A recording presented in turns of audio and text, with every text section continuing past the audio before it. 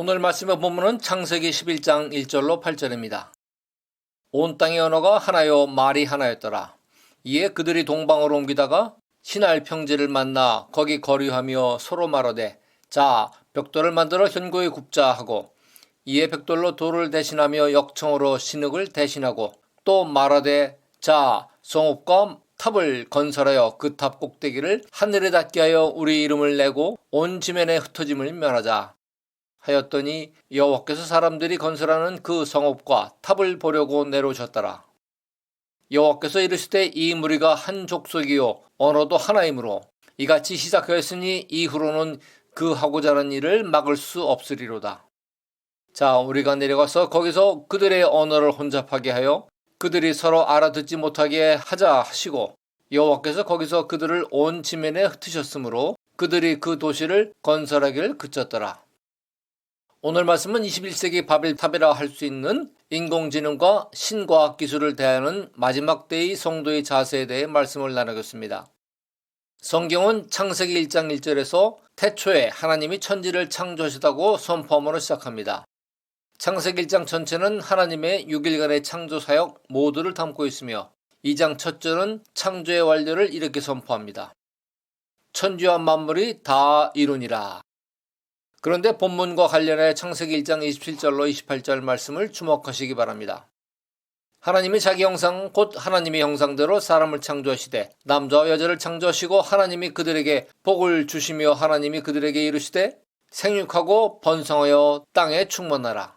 땅을 정복하라. 바다의 물고기와 하늘의 새와 땅에 움직이는 모든 생물을 다스리라 하시니라. 창세기 2장 16절 17절에서 하나님은 하와를 지으시기 전에 아담에게 먼저 선악과를 먹으면 정령 죽으리라고 엄히 경고하셨지만 창세기 3장에서 최초의 인간 아담과 하와는 뱀의 유혹에 넘어져서 하나님의 명령을 불순종하는 타락을 하게 됩니다. 그때 인간에게 죄가 들어왔습니다. 그리고 창세기 6장에 이르러서는 죄악이 세상에 가득하였다는 것을 알 수 있습니다. 6장 5절로 6절에서는 여호와께서 사람의 죄악이 세상에 가득함과 그의 마음으로 생각하는 모든 계획이 항상 악할 뿐임을 보시고 땅 위에 사람 지으셨음을 한탄하사 마음에 근심하셨다고 했습니다. 그래서 하나님은 땅 위에 움직이는 모든 생물을 쓸어버리는 물의 심판을 결심하셨습니다.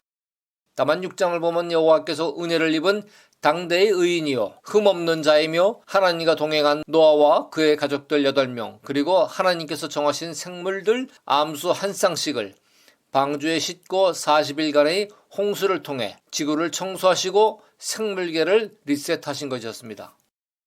물이 다 빠진 후에 노아와 그의 가족의 방주에서 나와 제일 처음 한 일이 단을 쌓고 정결한 짐승과 새를 취하여 번제로 드렸고 여호와께서 번제단의 향기를 흠양하신 후에 비로소 새 땅에서의 삶을 시작한 것이었습니다.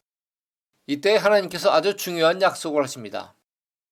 창세기 8장 21절 후반부터 22절입니다. 내가 전에 행한 것 같이 모든 생물을 다시 멸하지 아니하리니 땅에 있을 동안에는 심음과 거둠과 추위와 더위와 여름과 겨울과 낮과 밤이 쉬지 아니하리라. 이 말씀은 이제 새 땅, 정상적으로 운행되는 새 지구를 너희에게 줄 테니 걱정 말고 살거라는 말씀입니다. 다시 말해 컴퓨터 수리기사가 문제됐던 컴퓨터를 초기화시킨 후에 자 이제 새 컴퓨터 됐습니다. 걱정 말고 사용하십시오 라는 말과 같은 것입니다. 그러면서 하나님은 창세기 1장 28절에서 선포하셨던 문화명령을 9장 1절에서 다시 선포하십니다. 하나님이 노아와 그 아들들에게 복을 주시며 그들에게 이르되 생육하고 번성하여 땅에 충만하라. 그리하여 하나님께서는 죄악으로 가득 찼던 지구를 리셋하신 후 새로운 지구를 의롭고 완전하며 하나님과 동행한 노아와 그의 가족들에게 허락하셨던 것입니다. 창세기 10장을 보면 노아의 아들 셈, 함, 야벳의 후손들은 중동을 중심으로 동서남북으로 흩어져 살았음을 알 수 있습니다. 그들은 홍수 심판 이후 추정으로 100년에서 300년 사이에 생육하고 번성하면서 고대 메소포타미아 도시 바벨론에 바벨탑을 건축하였던 것입니다.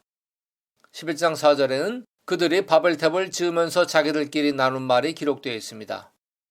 우리 이름을 내고 온 지면에 흩어짐을 면하자. 이 말은 하나님의 명령을 또다시 거역하는 것입니다. 하나님은 하늘에서 그들의 교만과 불순종의 말을 들으시고는 즉각 건축 현장에 찾아오셔서 그들의 언어를 혼잡하도록 분화시켰고 바벨탑 건축을 바로 중단되었으며 그 결과 하나님의 창조 의도에 따라 노아의 후손들은 서로 소통할 수 있는 언어를 사용하는 사람들끼리 헤쳐 모여 지구 온 지면에 흩어져 살게 된 것입니다.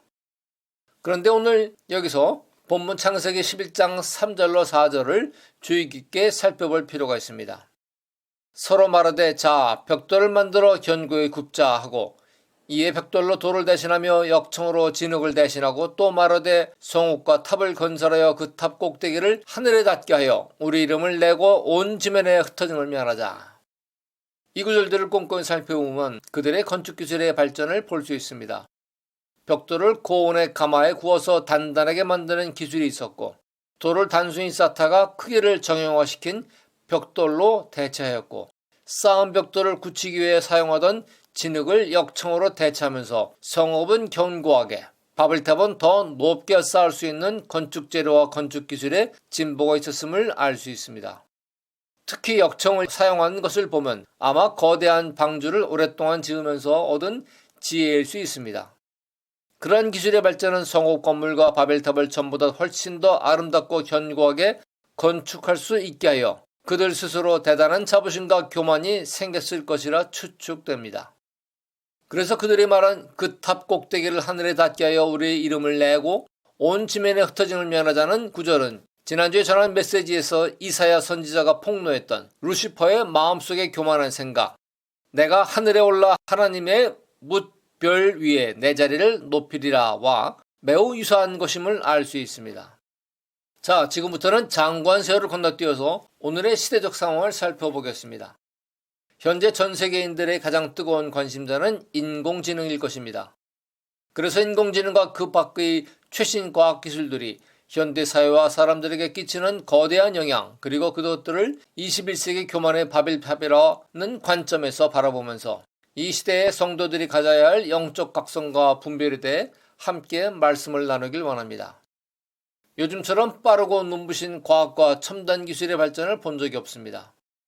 특히 인공지능 기술은 이미 보통 사람의 상상력 수준을 훨씬 뛰어넘기 때문에 내가 과연 다가오는 초기술 미래 사회에 적응하며 살아갈 수 있을까 하는 두려움마저 느낍니다. 이제 인터넷 포털에서 데이터를 검색하는 것은 시간 낭비입니다. 인공지능에게 질문만 잘하면 자신이 원하는 정보와 결과물들, 보고서, 논문, 소설, 심지어 설교 원고까지 작성할 수 있고 그림, 유튜브 영상, 광고, 영화까지도 데모만 입력하면 만들어줍니다. 그래서 AI에게 효과적으로 질문하는 방법을 프롬프트 엔지니어링이라고 부릅니다. 교육 시스템에도 혁명이 왔습니다. 그래서 대학교 무용론까지 나옵니다. 변호사, 회계사, 의사, 약사 같은 전문지식 직업인들의 실직이 전 세계로 확산되고 있습니다. 한편 로봇공학의 발전으로 로봇이 인간 노동자들의 일자리를 빠르게 대체하고 있습니다. 최근 스위스 다보스에서 열린 2026 세계경제포럼에서 일론 머스크는 2030년대에 지구에는 인간보다 로봇의 숫자가 더 많을 것이라고 했습니다. 그는 또 AI와 로봇의 광범위한 활용은 지속가능한 풍요를 가져다 줄 것인데 이는 AI와 로봇이 노동을 대체해 생산비용이 제로에 가까워지고 그 풍요를 사회 전체가 나눠 모두가 보편적 기본소득이 아닌 보편적 고소득을 누리게 될 것이라고 주장해서 세상을 놀라게 했습니다. 그렇다면 이 과학기술 만능의 시대, 잉여인간들이 할 일은 무엇일까요? 그런데 정말 심각한 것은 AI, 휴머노이드 로봇, 신재생에너지, 뉴럴링크, 영노화 의학, mRNA 백신, 센싱 기술 및 디지털 ID 등과 같은 눈부신 과학기술이 초국가적 권력 집단에게 완벽한 감시와 통제권과 함께 주어진다면 그들은 지구 생태계, 기후 및 인간들까지도 자신들의 힘으로 마치 지구가 영원히 지속 가능할 것 같은 행성으로 재창조할 수 있을 것 같은 지극히 오만하고 위험한 생각을 갖게 될 것입니다. 이는 마치 자신들이 하나님의 자리에 앉아서 통치하는 듯한 착각과 망상입니다. 한편 특이점을 돌파할 수 있는 최신의 과학기술들은 지나치게 장밋빛의 환상들로 포장되어 있기 때문에 돈을 사랑하는 보통의 인간들은 무비판적으로 대박을 꿈꾸며 맹목적 투자에 뛰어듭니다. 돈 외에는 아무 생각이 없습니다. 그래서 인간은 하나님보다 돈에 우선순위를 둡니다. 또 그래서 일찍이 예수님께서 너희가 하나님과 재물을 겸하여 섬길 수 없느니라고 가르치셨던 것입니다. 노아에 따라 지금에는 여전히 인간들은 하나님이 다 보고 듣고 계신다는 것을 모르고 있습니다. 그래서 주님은 이것을 미리 하시고 마지막 때에 임할 7년 환란을 다니엘과 사도 요한을 통해 계시해 주신 것입니다. 그래서 이를 굳게 믿는 성도들은 7년 대환란을 통해 현재 눈에 보이는 세상은 사라지고 심판주로 다시 오실 예수님과 이기는 자들이 함께 만물을 다스리는 천년왕국으로 들어가게 될 것입니다. 반면에 불신자들이나 자유주의 신앙인들은 아마도 이와 같은 때가 가까이 오면 이성적 판단으로 일론 머스크의 화성 이주 계획에 관심을 갖거나 땅속 깊숙이 벙커를 준비할 가능성이 높을 것입니다. 교회는 지금 7년 대환란의 시대로 점차 들어가고 있습니다. 교회에 대한 핍박이 전 세계에서 보도되고 있습니다. 한국도 예외는 아닙니다. 사역자에 따라 7년 환란에 대한 해석이 조금씩 다를 수 있고 틀릴 수도 있지만 성도들을 깨우려는 파수꾼의 외침이라고 받아들이는 성도들에게는 복이 임할 것입니다. 과거 어느 때보다 오늘날 세상에 처한 상황은 계시록에 예언된 환란이 매우 가까이 그리고 빠르게 다가오고 있음을 잘 드러내고 있습니다. 놀라운 과학기술의 발전과 그로 인해 급속하게 변화하는 피부로 느낄 만큼 편리하고 안전한 생활환경 등은 사람들이 새로운 기술들에 대한 경계심을 아주 쉽게 무너뜨리고 있음을 간과해서는 안 됩니다. 국가와 사회를 안전하고 빠르고 효율적이고 편리하게 운영하기 위해서는 개인의 신상 및 신체 정보를 국가와 기관과 기업들에게 전부 공개해야만 합니다. 그리고 개인정보를 요구하는 타당한 이유로서 악한 범죄인들이나 범죄단체들이 핵행위나 피싱 위협으로부터 국민과 개인의 생명과 재산을 보호해준다는 명분이 항상 제시됩니다. 맞는 말이기도 합니다. 그래서 개인정보를 주지 않을 수 없는 것입니다. 한편 일론 머스크가 개발하여 시험 중인 뉴럴링크 칩이 이미 전신마비 환자의 뇌 속에 삽입되어 그의 신체 기능 일부가 회복되었다는 인터뷰를 최근에 본 적이 있습니다. 성도들이 뉴럴링크 기술을 주목하는 이유는 오른쪽 손목이나 이마의 피하 조직에 짐승의 표라는 666 칩을 심는 기술이 뇌 속에 이식하는 수술보다 훨씬 쉽기 때문입니다. 여기서 뉴럴링크 기술을 만든 일론 머스크가 사단에 부활하는 것이 아닙니다. 다만 장래에 세계 단일 정부가 세워지고 적그리스도가 등장할 때 그 통치자가 뉴럴링크 기술을 짐승의 표를 삼는 데 악용할 가능성이 매우 높다는 것입니다. 이미 사람이나 도로 위의 자동차도 센싱 기술 때문에 더 이상 숨을 곳이 없는 세상이 되었습니다.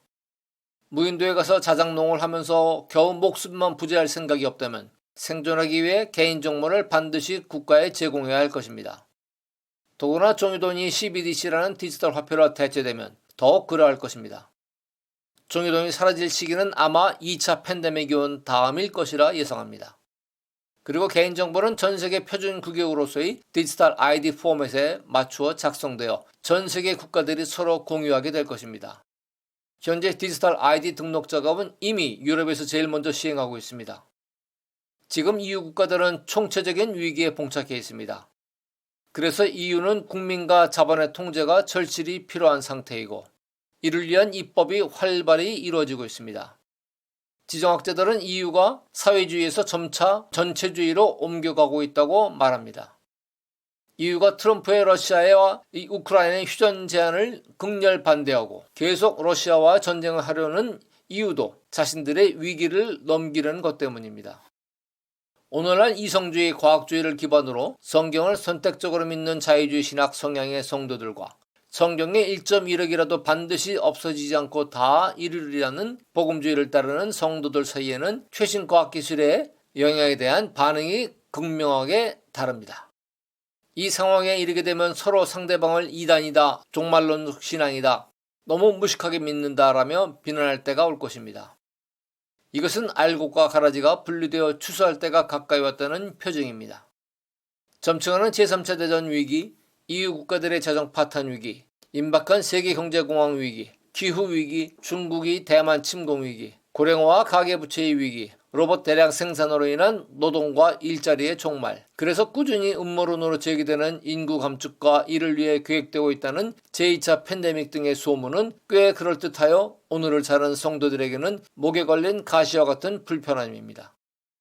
그럼에도 불구하고 현존하는 잠재적 위기들을 언급하는 것은 두려움을 갖고 대비하라는 의미보다 도리어 그것이 실현되는 것을 지켜보면서 성도 개개인이 더욱 영적으로 각성하여 휴거와 다시 오실 예수님의 신부가 되기 위해 등과 충분한 기름을 준비하기를 바라는 마음에서입니다. 이 말씀을 들으신 성도님들은 어떠한 상황 가운데서도 오직 믿음의 초점을 예수님께만 고정하십시오. 오직 예수님께만 붙어 있으십시오. 믿음을 잃고 두려움의 마음을 빼앗기면 바로 그 두려워하는 일들이 덮쳐올 것입니다. 욥은 욥기 3장 25절에서 이같이 고백했습니다. 나의 두려워하는 그것이 내게 임하고 나의 무서워하는 그것이 내 몸에 미쳤구나. 하지만 예수님은 요한복음 16장 33절에서 이것을 너에게 이르는 것은 너희로 내 안에 평안을 누리게 하려 함이라. 세상에서는 너희가 환난을 당하나 담대하라. 내가 세상을 이겼노라고 당부하셨습니다. 담대하십시오. 그리고 주 안에서 할 수만 있으면 주변 사람들에게 빛과 소금이 되는 일, 즉 복음을 전하는 일과 사랑하는 일에 더욱 관심을 두십시오. 하나님께서 노아를 홍수 심판에서 제외시켰던 이유를 다시 말씀드립니다. 하나님은 노아를 그 시대의 의인이요 흠이 없는 자이며 하나님과 동행한 자였기 때문에 은혜를 베풀어서 그의 아내와 세 아들 부부까지도 함께 홍수 심판에서 건져주셨습니다. 선을 행하는 것은 하늘의 상급을 쌓는 일이지만 더욱 중요한 것은 부지런히 회개하는 것입니다. 회개는 예수 신부의 예복을 깨끗이 하는 것입니다. 반복하여 짓는 죄를 할지라도 죄책감을 갖지 말고 뻔뻔해도 예수님의 보혈에 의지하여 믿음으로 담대히 주님 앞에 나아가십시오. 하나님의 자비와 긍휼이 한이 없으심을 믿으십시오. 당신은 일론 머스크와 함께 지구 대환란 때에 화성으로 이주할 생각이십니까? 아니면 예수님이 통치하실 이 땅의 천년왕국에 들어가시겠습니까? 각자의 믿음대로 될 것입니다. 아멘. 마지막으로 마태복음 16장 3절과 계시록 마지막 장 22장 11절 12절 말씀을 나누며 마치겠습니다. 아침에 하늘이 붉고 흐리면 오늘은 날이 굳겠다 하나니 너희가 날씨는 분별할 줄 알면서 시대의 표적은 분별할 수 없느냐? 불의를 행하는 자는 그대로 불의를 행하고 더러운 자는 그대로 더럽고 의로운 자는 그대로 의를 행하고 거룩한 자는 그대로 거룩하게 하라. 보라, 내가 속히 오리니 내가 줄 상이 내게 있어 각 사람의 그가 행한 대로 갚아주리라. 마라나타 주 예수여 어서 오시옵소서. 아멘.